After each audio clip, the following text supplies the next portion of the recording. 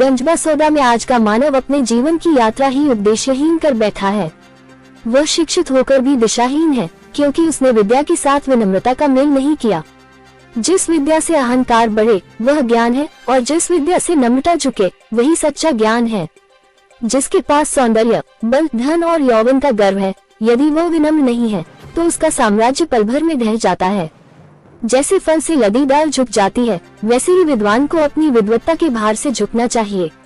जीवन की सुंदरता किसी बाहरी वैभव में नहीं, बल्कि भीतर की सच्चाई में है।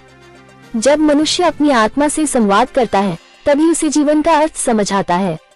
ये बात स्थानीय मानस भवन में बुधवार से प्रारंभ हुई 3 दिवसीय आध्यात्मिक प्रवचन की श्रृंखला में मनीषी साध्वी प्रज्ञा भारती पंछी देवी ने धर्म सभा को संबोधित करते हुए कही।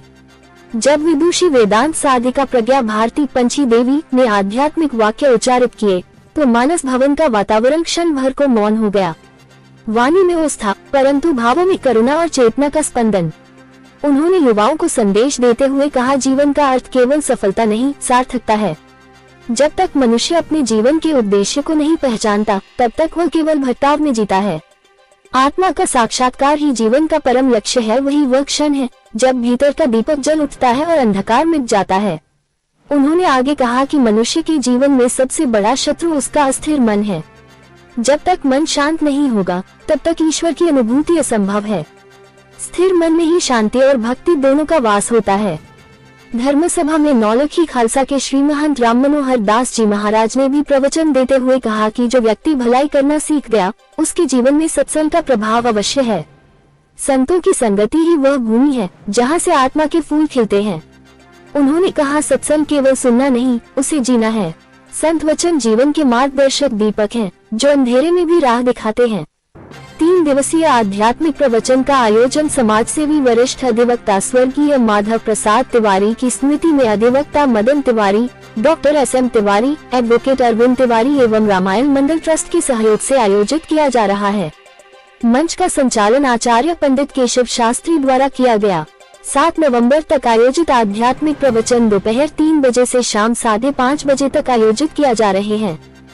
का धन है, मानव के पास यौवन का धन है, लेकिन ये सारे धन कालांतर में धराशायी हो जाते हैं। अगर कोई विद्वान है, विद्वत्ता का अगर किसी व्यक्ति को अभिमान हो जाता है तो विद्वत्ता का धन भी क्षीण हो जाता है। विद्वान जितना विनम्र होता है उतनी ही उसकी विद्वत्ता की शोभा होती।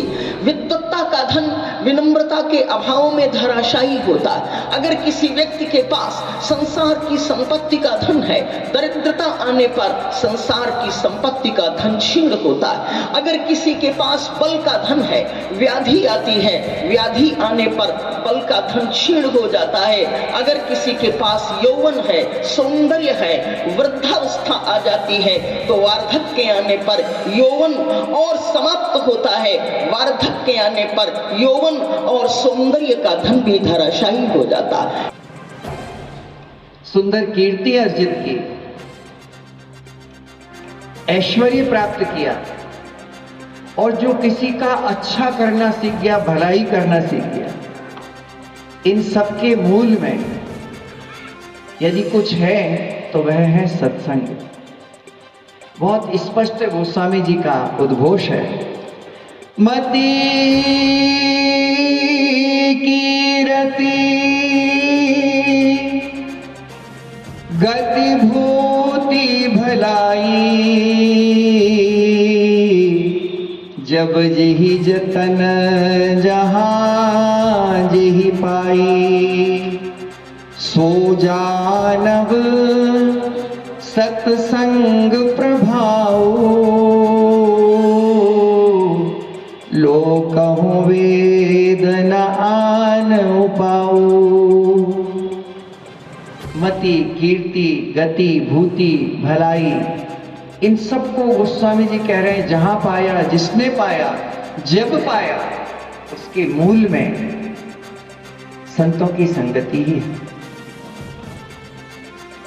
अभी हमारे मंच संचालक परम वंदनीय अर्चनीय परम पूज्य श्री शास्त्री जी वे मानव शरीर की महिमा का प्रतिपादन कर रहे थे।